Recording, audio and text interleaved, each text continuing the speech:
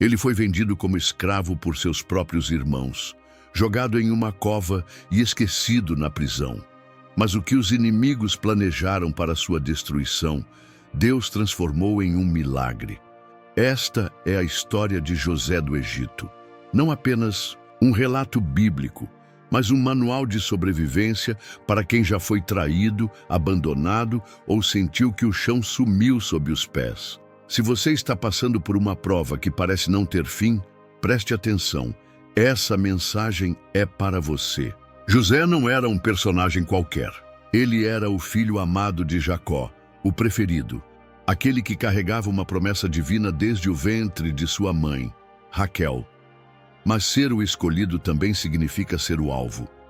Seus irmãos, consumidos pela inveja, não suportavam ver seu pai entregar a ele uma túnica colorida, símbolo de honra e distinção. E quando José começou a sonhar, revelando um futuro onde todos se curvariam diante dele, o ódio se transformou em plano. Eles poderiam tê-lo matado, mas em vez disso, venderam-no como mercadoria para mercadores que seguiam em direção ao Egito. Imagine a cena: um jovem hebreu, arrancado de tudo o que conhecia, acorrentado e levado para uma terra estranha, onde seria tratado como propriedade. Tudo o que ele tinha era sua fé, e ela seria testada como ouro no fogo. Mas esta não é apenas uma história sobre sofrimento. É sobre redenção, sobre como Deus pega o que foi planejado para o mal e transforma em bênção. José passou de escravo a governador, de prisioneiro a salvador de uma nação. E se você está assistindo a este vídeo, saiba que o mesmo Deus que escreveu a história dele está escrevendo a sua. Antes de mergulharmos nos detalhes dessa jornada incrível, não se esqueça de se inscrever no canal e ativar o sininho das notificações. Porque aqui nós não apenas contamos histórias, nós revelamos os segredos que a Bíblia guarda para a sua vida. E você não vai querer perder o que vem pela frente. Jacó não escondia seu favoritismo. Depois de anos esperando pelo filho de Raquel, a mulher que verdadeiramente amava, José chegava como resposta a décadas de orações. Enquanto seus outros filhos nasceram de relacionamentos marcados por conflitos e estratégias familiares, José era diferente. Ele carregava em seu nascimento o peso de um amor puro e esperado. Jacó via nele não apenas um herdeiro, mas a continuação de sua própria história. E foi esse amor excessivo que plantou as primeiras sementes de um conflito que mudaria para sempre o destino daquela família. A túnica colorida, dada por Jacó a José, não era apenas um presente. Era uma declaração pública. Naquela cultura, cores vibrantes representavam status, autoridade e distinção. Enquanto os outros filhos de Jacó vestiam roupas simples de pastores, José desfilava com um manto que gritava aos olhos de todos: "Este é o escolhido." Os irmãos mais velhos, que já carregavam feridas de um pai emocionalmente ausente, viram naquela túnica a confirmação de que nunca seriam bons o suficiente. Mas o que realmente acendeu o pavio da discórdia foram os sonhos. José, ainda jovem e talvez ingênuo, compartilhou visões que pareciam insultos disfarçados de profecia. No primeiro sonho, os feixes de trigo dos irmãos se curvavam diante do seu. No segundo, o sol, a lua e 11 estrelas, símbolos claros de sua família, prestavam homenagem a ele. Para José, eram revelações divinas. Para os irmãos, era a prova de que ele desejava dominá-los. O ciúme se transformou em ódio e o ódio em conspiração. Os irmãos mais velhos, acostumados à dureza da vida pastoral, começaram a cochichar entre si quando José se aproximava. Rúben, o primogênito, tentou protegê-lo discretamente, mas mesmo sua intervenção não seria suficiente para conter a tempestade que se formava. O rancor havia criado raízes profundas, alimentado por anos de comparações e frustrações silenciosas. E então chegou o dia fatídico. Jacó, preocupado com os filhos que pastoreavam longe de casa, enviou José para verificar se tudo estava bem. Os irmãos, ao avistá-lo à distância, reconheceram imediatamente a túnica colorida, aquele símbolo de favoritismo que tantos envergonhava.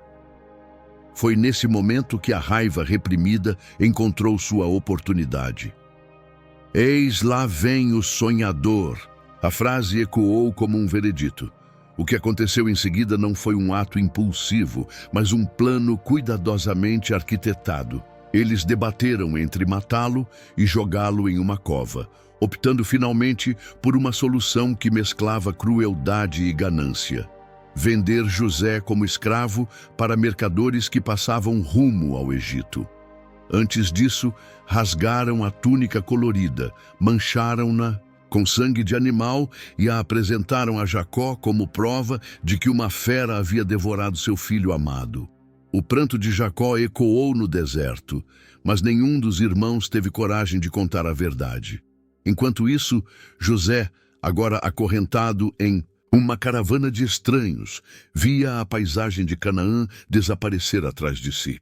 Ele não sabia, mas aquela cova e aquelas correntes eram apenas o primeiro ato de uma história muito maior, uma história que revelaria como Deus transforma traição em triunfo e provações em propósito. O momento decisivo chegou quando José, obedecendo ao pedido de seu pai Jacó, partiu sozinho através do vale de Hebrom em direção a Siquém, onde seus irmãos deveriam estar pastoreando o rebanho. A jornada de cerca de 80 quilômetros era perigosa para um jovem de 17 anos, mas José não imaginava que o maior perigo não estaria no caminho, mas sim no destino. Quando os irmãos avistaram José à distância, reconheceram imediatamente a silhueta inconfundível daquele que usava a túnica colorida, o símbolo vivo do favoritismo paterno que tantos atormentava. Eis que vem o sonhador! A exclamação de Dan ecoou entre eles carregada de sarcasmo e ódio acumulado. Nesse momento, o ódio que fermentava há anos transformou-se em ação concreta. Os irmãos mais velhos, Simeão, Levi e Judá, lideraram o complô. Reuniram-se rapidamente em conciliábulo, afastando-se do rebanho. Vamos matá-lo e jogar numa destas cisternas, propôs Simeão com os olhos ardendo de ódio.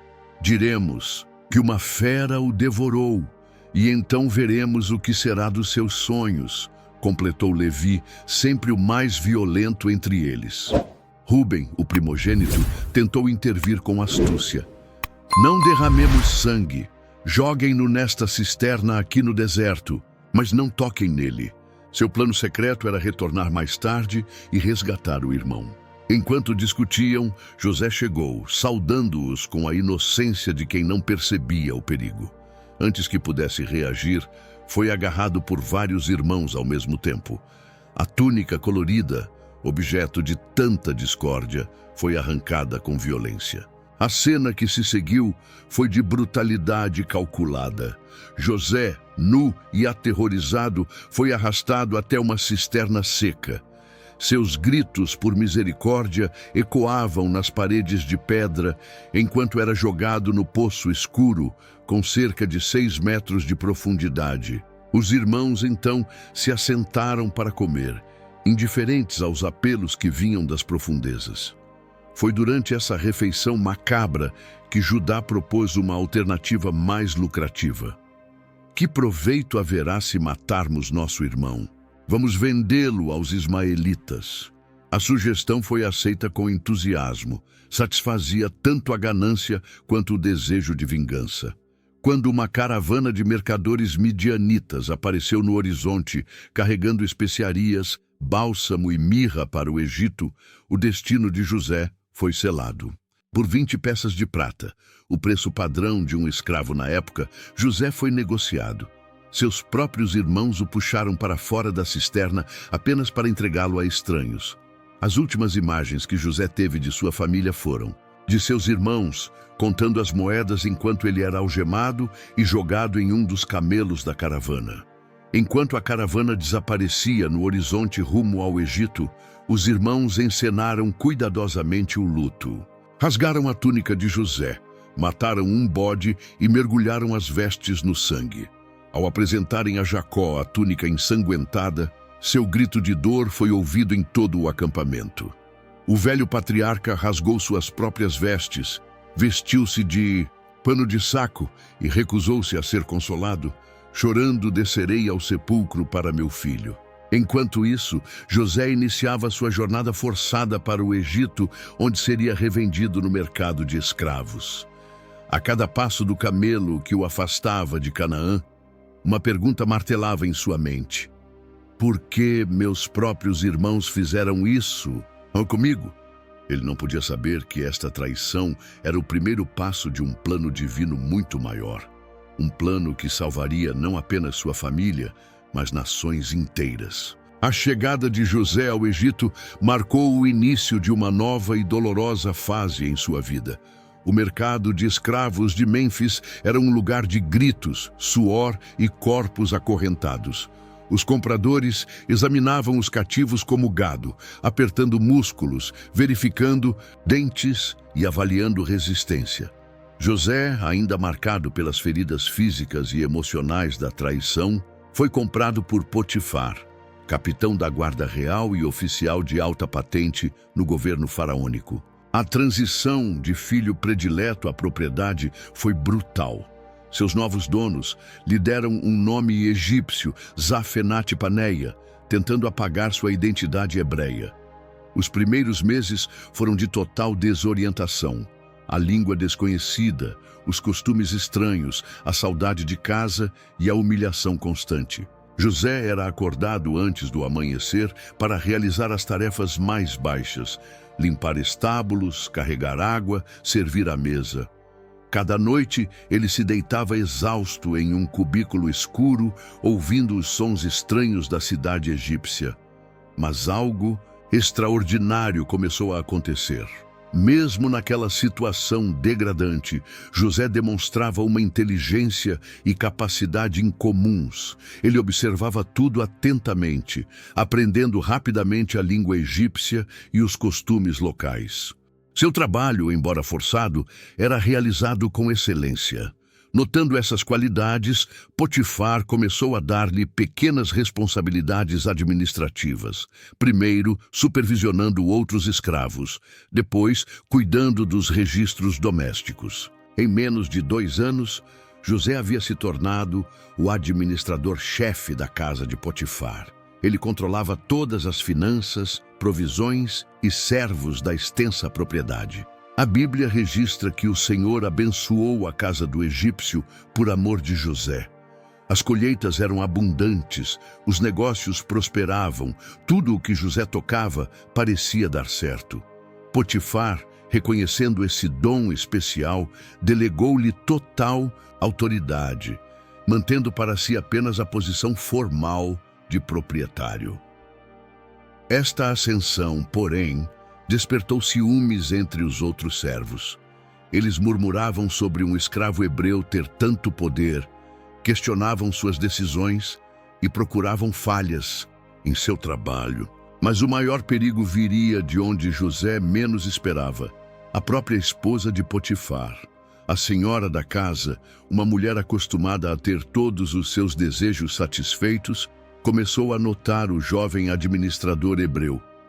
José agora tinha cerca de 28 anos, bem parecido, forte por causa do trabalho físico, mas com uma dignidade e compostura que o diferenciavam dos outros servos. Dia após dia, ela começou a criar situações para ficar a sós com ele, fazendo pequenos avanços que José discretamente rejeitava. A situação chegou ao clímax quando, em um dia em que Potifar viajara a serviço do faraó, a esposa ordenou que todos os servos saíssem da parte nobre da casa. Quando José entrou para receber ordens, ela o agarrou pelas vestes, insistindo descaradamente. José, em um ato de extraordinária integridade, não apenas recusou como fugiu, deixando seu manto nas mãos dela. Humilhada pela rejeição, a mulher de Potifar urdiu uma vingança cruel. Reuniu os servos e mostrou o manto como prova de que José havia tentado violentá-la. Quando Potifar retornou, sua esposa apresentou a versão distorcida dos fatos, acrescentando elementos racistas. Aquele escravo hebreu que você trouxe para perto de nós veio para zombar de mim. Apesar de toda a confiança que depositara em José, Potifar não podia desafiar publicamente a palavra de sua esposa. A lei egípcia era clara. Um escravo que ousasse levantar os olhos para uma mulher livre deveria ser executado.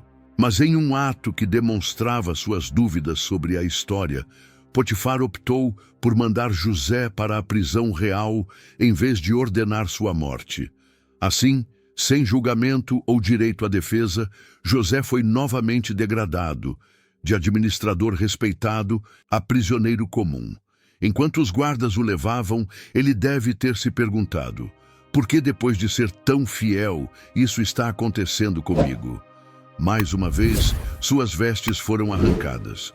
Mais uma vez foi jogado em um lugar escuro. Mas mesmo naquela cela imunda, José não podia imaginar que esta nova queda era na verdade um passo necessário em seu destino extraordinário. A prisão real do Egito era um antro de desespero e crueldade. Localizada nos porões do palácio, suas celas úmidas e escuras abrigavam desde ladrões comuns até prisioneiros políticos de alta posição.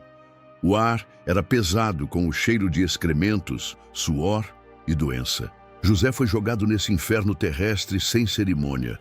Suas vestes finas de administrador, substituídas por trapos imundos, seus cabelos cuidadosamente aparados, agora embolados e cheios de piolhos.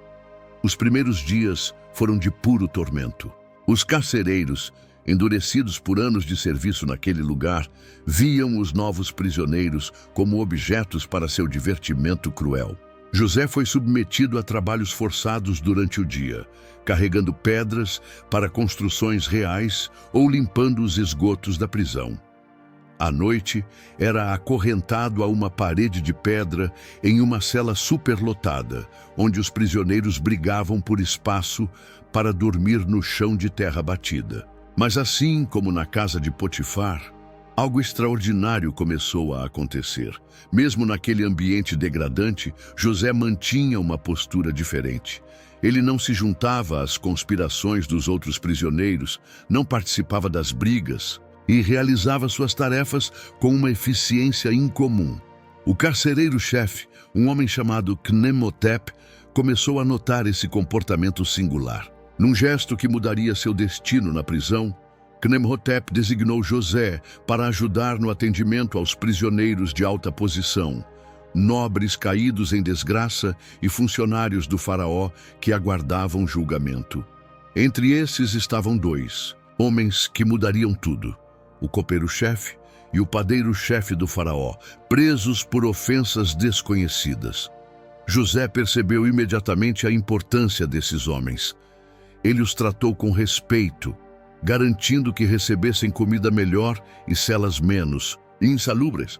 Em troca, eles compartilhavam informações sobre a corte real e os costumes egípcios, conhecimento que seria vital para José no futuro.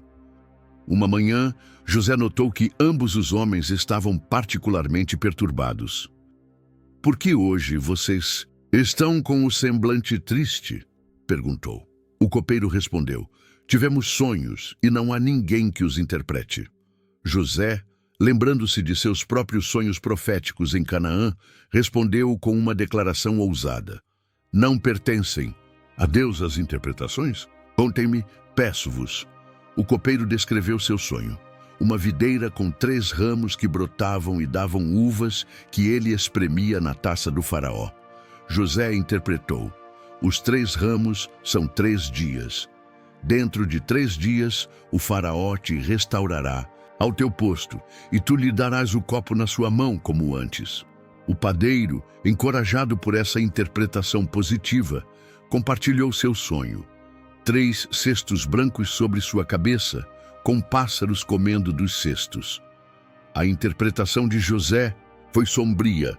Os 3 cestos são 3 dias. Dentre 3 dias, o faraó te fará decapitar e pendurarás num madeiro, e as aves comerão a tua carne. A precisão dessas interpretações se provou 3 dias depois, quando o faraó celebrou seu aniversário. Como José predissera, o copeiro foi restaurado e o padeiro executado. Antes de partir, José fez um último apelo ao copeiro. Lembra-te de mim quando te for bem, e rogo-te que uses de bondade para comigo, e faças menção de mim ao faraó, e faze-me sair desta casa. Mas o copeiro, feliz por recuperar sua posição, esqueceu-se completamente de José. Assim começaram os 2 anos mais longos da vida de José. Enquanto o copeiro desfrutava dos prazeres da corte, José continuava na prisão, agora como supervisor dos outros prisioneiros, uma posição de relativo conforto, mas ainda assim prisão. Dia após dia, mês após mês, ele se perguntava quando ou se sua situação mudaria. O silêncio de Deus parecia ensurdecedor naquelas celas escuras. Mas o que José não sabia era que cada dia naquela prisão estava moldando seu caráter para o destino que o aguardava. Ele aprendia a administrar pessoas difíceis, a entender a burocracia egípcia, a lidar com crises, lições que nenhum palácio poderia ensinar. Enquanto isso, nos aposentos do faraó, eventos estavam sendo preparados que fariam o rei precisar desesperadamente de um homem exatamente como José. 2 anos se passaram desde que o copeiro-chefe retornara ao serviço do faraó, tendo completamente esquecido sua promessa a José. Enquanto isso, nas profundezas da prisão real, José continuava seu trabalho diário de supervisionar os prisioneiros, sem saber que sua vida estava prestes a mudar de forma dramática. Na corte real, uma noite de agitação começava. O faraó, Amenemhat-III, governante poderoso da 12ª dinastia, acordou em meio à noite, banhado em suor frio. Seus sonhos haviam sido perturbadores demais para ignorar. Na manhã seguinte, reuniu urgentemente todos os magos e sábios do Egito, os sacerdotes de Ra, os intérpretes de sonhos do templo de Tote, os astrólogos e adivinhos reais. O grande salão do palácio em Mênfis ecoava com o burburinho dos conselheiros enquanto o faraó, sentado em seu trono de ébano e ouro, descrevia suas visões noturnas. Em meu primeiro sonho, relatou o faraó com voz grave, eu estava de pé à beira do Nilo. Eis que subiam do rio 7 vacas, formosas, à vista e gordas de carne, e pastavam no prado. Depois delas, subiam outras 7 vacas, feias à vista e magras de carne, e paravam junto às primeiras à beira do rio. E as vacas feias e magras comiam as 7 vacas formosas e gordas. O silêncio tomou conta do salão. Antes que os sábios pudessem responder, o faraó continuou. Então acordei, mas dormi e sonhei outra vez. Eis que brotavam de um mesmo pé 7 espigas cheias e boas. Depois delas, brotavam 7 espigas mirradas e queimadas do vento oriental. E as espigas mirradas devoravam as 7 espigas boas. Os sacerdotes e magos trocaram olhares nervosos. Sabiam que o destino do Egito poderia depender dessa interpretação, mas nenhum deles ousava oferecer uma explicação que pudesse se provar falsa. O silêncio se tornou constrangedor, até que finalmente o copeiro-chefe, aquele mesmo homem que José ajudara na prisão, caiu de joelhos diante do trono. Hoje me recordo de minhas faltas, confessou ele com voz trêmula. O faraó muito se irou contra seus servos e me pôs em prisão na casa do capitão da guarda, a mim e ao padeiro-chefe. Tivemos um sonho na mesma noite, eu e ele. Cada um sonhou conforme a interpretação do seu sonho. E estava ali conosco um jovem hebreu, servo do capitão da guarda, e contamos-lhe os sonhos, e ele nolos interpretou, a cada um conforme o seu sonho interpretou. E como ele nos interpretou, assim mesmo sucedeu. A mim me foi restituído o meu cargo, porém o padeiro foi enforcado. O faraó, cujos olhos brilhavam, com uma mistura de esperança e impaciência, ordenou que trouxessem José imediatamente.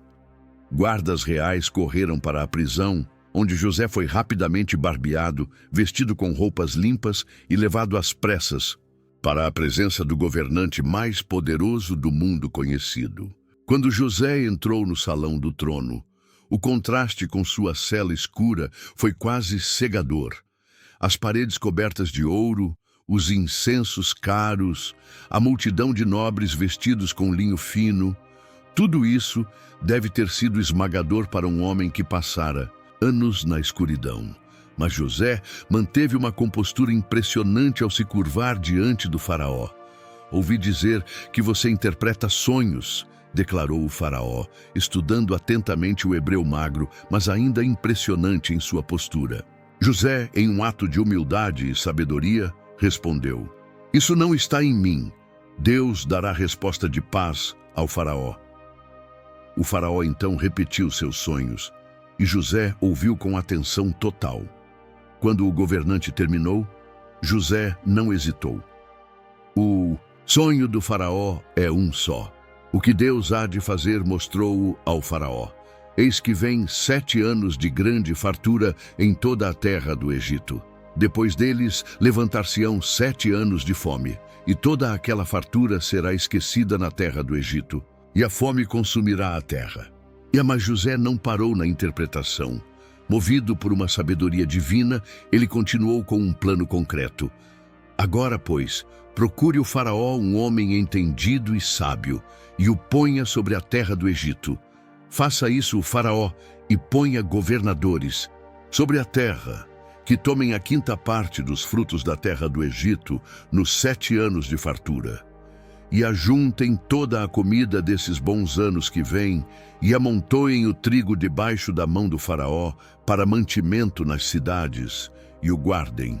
Assim será o mantimento para provimento da terra para os 7 anos de fome, que haverá na terra do Egito, para que a terra não pereça de fome. O silêncio que se seguiu foi quebrado pelo próprio faraó, que declarou para toda a corte: Poderíamos achar um homem como este, em quem há o Espírito de Deus? Virando-se para José, o governante proclamou: Visto que Deus te fez saber tudo isto, ninguém há tão entendido e sábio como tu. Tu estarás sobre a minha casa, e por tua boca se governará todo o meu povo.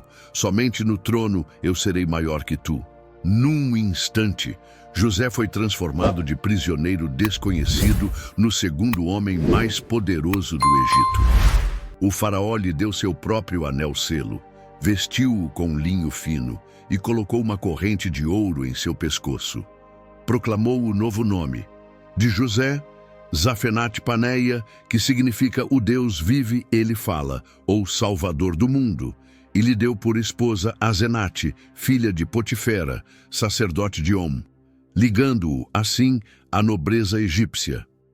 José, agora com 30 anos, foi conduzido em triunfo pela capital em uma carruagem real, enquanto arautos proclamavam que todos deveriam se curvar diante dele. O ex-escravo, o ex-prisioneiro, estava agora encarregado de implementar o plano que salvaria o Egito, e que, sem que ele ainda soubesse, acabaria por salvar sua própria família. Os 7 anos de fartura previstos por José chegaram com intensidade. Sob sua supervisão, o Egito transformou-se em um gigantesco armazém de grãos. Em cada cidade, enormes silos foram construídos, abastecidos pelo sistema de coleta que José implementara. 1/5 de toda a produção era armazenado, sem sobrecarregar os agricultores. Enquanto isso, José consolidava seu poder, viajando por todo o país para inspecionar pessoalmente os armazéns reais. Sua esposa, Asenate, lhe dera 2 filhos, Manassés. Deus me fez esquecer de todo o meu trabalho. E Efraim, Deus me fez frutificar. Nomes que refletiam sua jornada de sofrimento à redenção. Quando os 7 anos de fome chegaram, foram mais devastadores do que qualquer um poderia imaginar. Não apenas o Egito foi atingido, mas toda a região de Canaã. As colheitas falharam, os rios secaram e multidões famintas começaram a vagar em busca de alimento. Foi nesse contexto que Jacó, ouvindo rumores de que no Egito havia mantimentos, enviou seus filhos, com exceção de Benjamim, seu novo favorito após a morte de José, para comprar grãos. A cena no palácio de José era carregada de ironia cósmica. 10 homens hebreus, envelhecidos e marcados pela fome, curvavam-se diante do governador egípcio sem reconhecer no rosto barbado e na vestimenta real o irmão que haviam traído 20 anos antes. José, porém, reconheceu-os imediatamente. A emoção que o inundou foi tão intensa que ele precisou sair abruptamente para chorar em privado. Quando retornou, decidiu testá-los. "De onde vindes?" perguntou em egípcio, através de um intérprete, fingindo não entender sua língua nativa. Quando responderam que eram de Canaã, José os acusou abruptamente. "Vós sois espiões, viestes para ver a nudez da terra." Os irmãos, assustados, protestaram sua inocência, explicando que eram filhos de um mesmo homem e que tinham deixado em casa o irmão mais novo e o pai idoso. José insistiu em seu teste. "Para provar que sois honestos, trazei vosso irmão mais novo. Enquanto isso, um de vós ficará preso." E mandou prendê-los juntos por 3 dias, o mesmo tempo que ele passara na cisterna antes de ser vendido como escravo. No 3º dia, mudou de estratégia. "Se sois homens honestos, fique um de vós preso. Os outros levai o trigo para vossas famílias famintas e trazei vosso irmão mais novo." Os irmãos, sem saber que José os entendia, começaram a falar entre si em hebraico.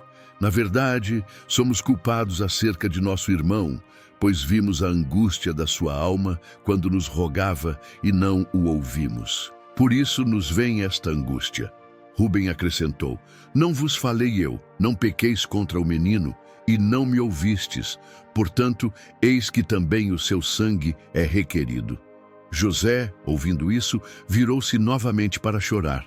Simeão foi amarrado diante deles, enquanto os outros receberam sacos cheios de grãos. Mas José ordenou um último gesto simbólico, que o dinheiro que pagaram pelo trigo fosse colocado de volta em seus sacos. Quando um deles descobriu isso no caminho de volta, o terror tomou conta do grupo. "Que é isto que Deus nos fez?" Ao retornarem a Canaã e contarem tudo a Jacó, o velho patriarca recusou-se terminantemente a deixar Benjamim ir ao Egito. A situação só mudou quando a fome se intensificou a ponto de ameaçar suas vidas. Judá então fez um comovente apelo, oferecendo-se como garantia pela segurança do irmão mais novo. Quando os irmãos retornaram ao Egito com Benjamim, José ficou emocionado ao ver o irmão caçula.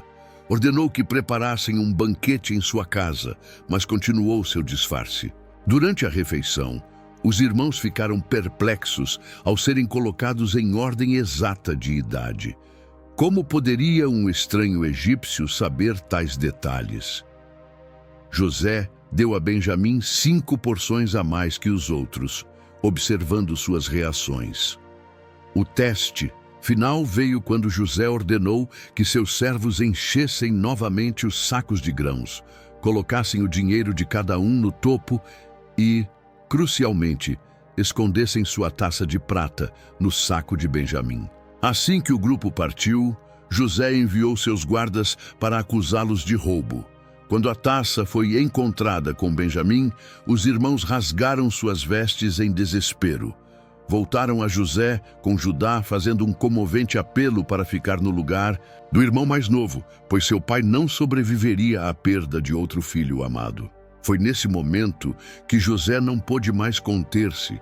Ordenou que todos os egípcios saíssem da sala e, chorando tão alto que os ouviam do lado de fora, revelou-se: Eu sou José, vive ainda meu pai?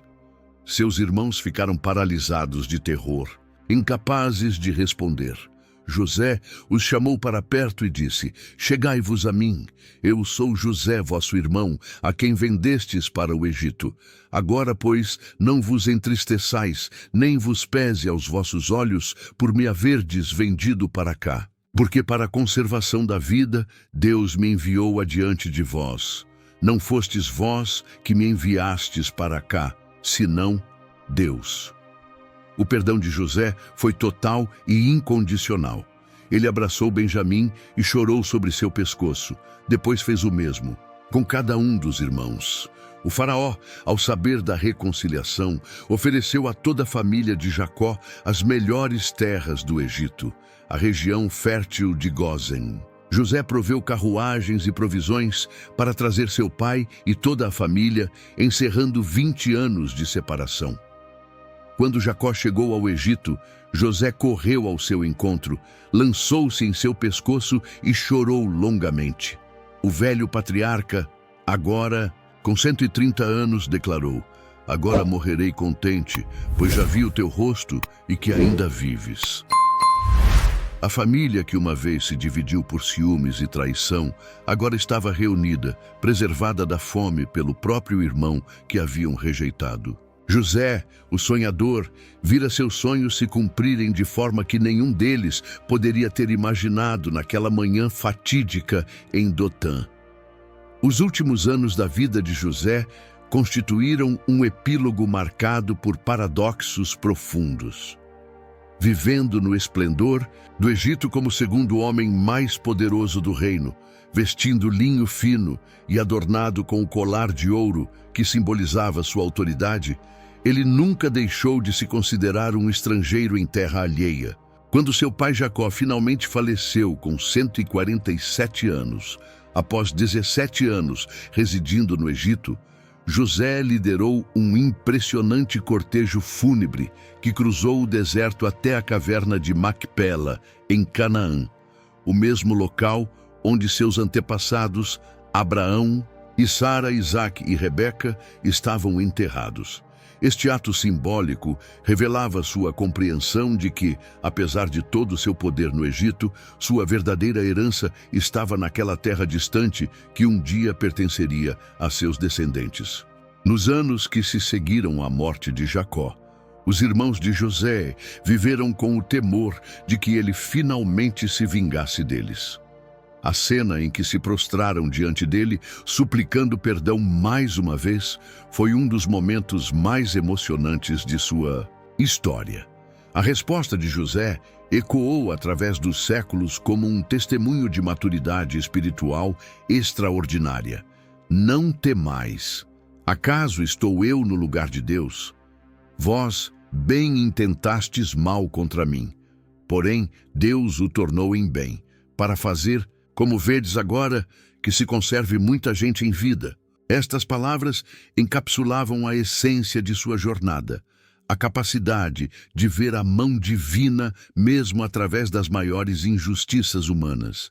José viveu para ver seus bisnetos nascerem, testemunhando a multiplicação de sua família no fértil território de Gósen.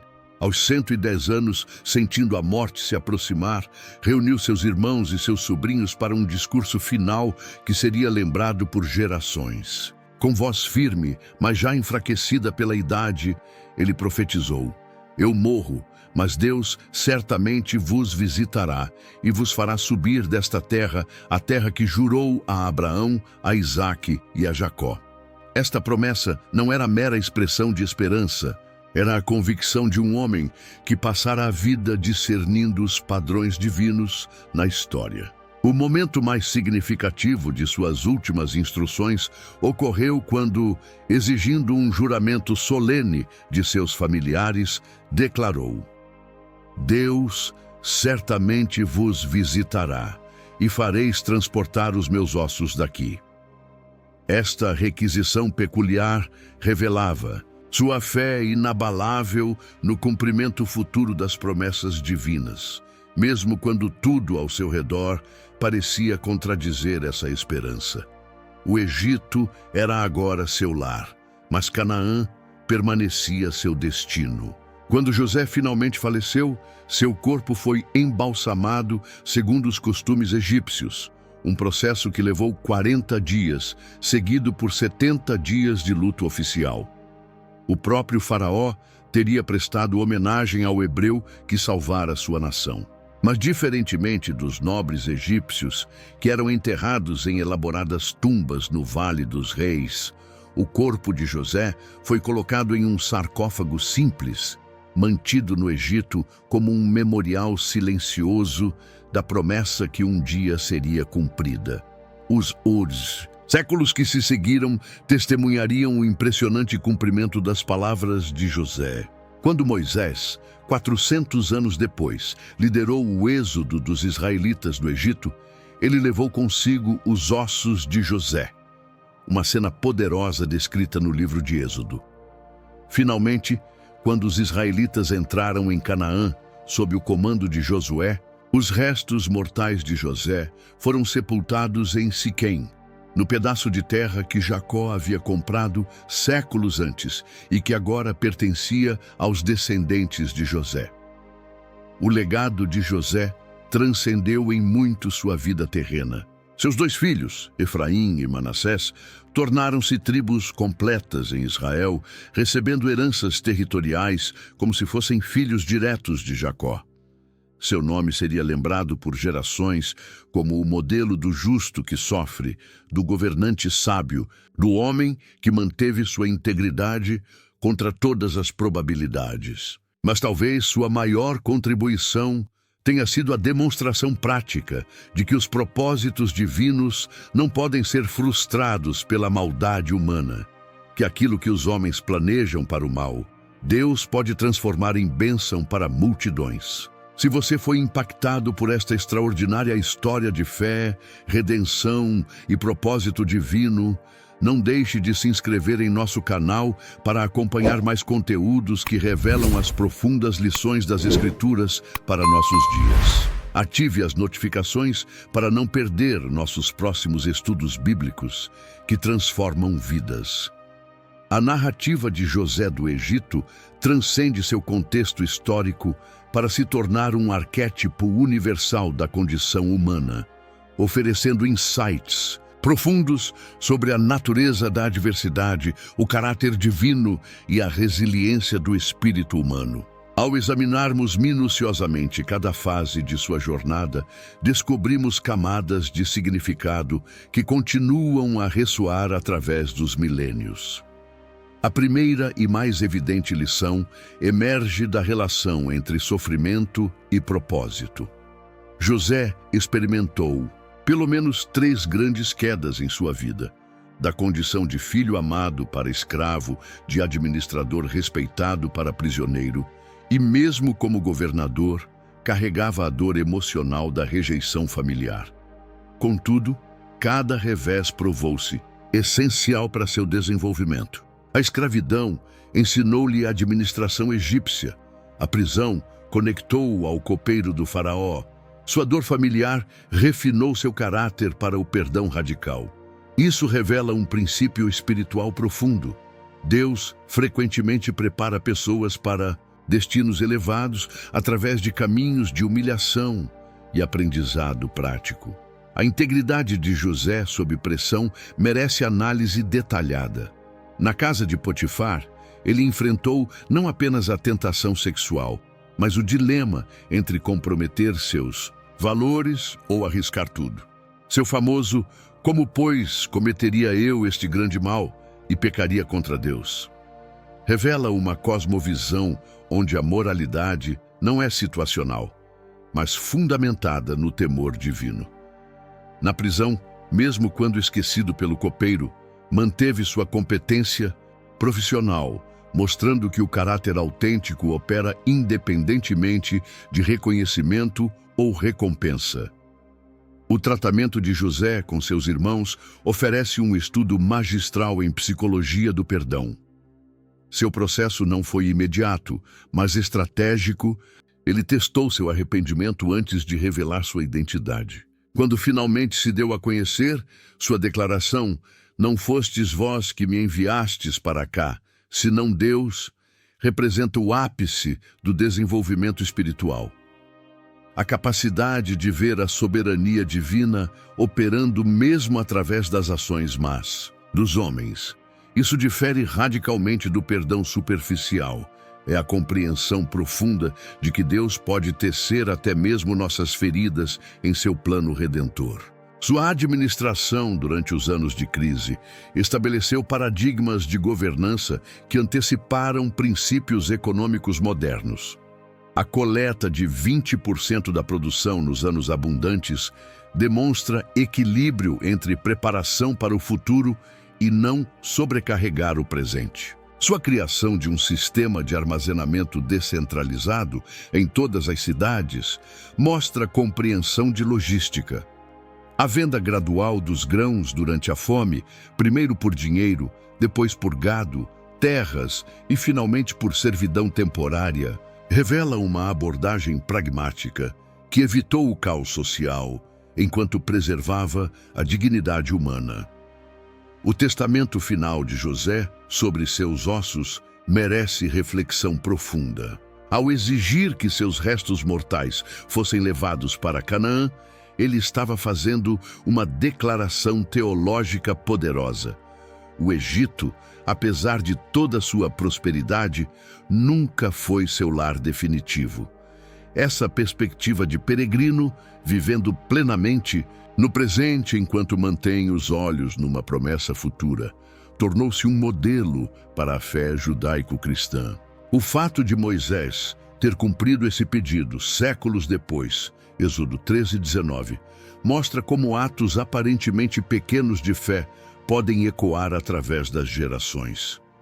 Psicologicamente, a história de José oferece insights sobre resiliência emocional. Sua capacidade de dar nomes significativos a seus filhos, Manassés e Efraim, mostra um processo saudável de lidar com a dor, nem negando o passado. Deus me fez esquecer, nem ficando preso nele. Deus me fez frutificar. Sua administração bem-sucedida da crise alimentar demonstra como traumas pessoais, quando adequadamente processados, podem equipar alguém para lidar com crises coletivas. Teologicamente, muitos estudiosos veem José como um tipo de Cristo, rejeitado por seus irmãos, mas tornando-se seu salvador, resistindo à tentação. Inocente, mas condenado entre criminosos, elevado à posição de governante após sofrimento.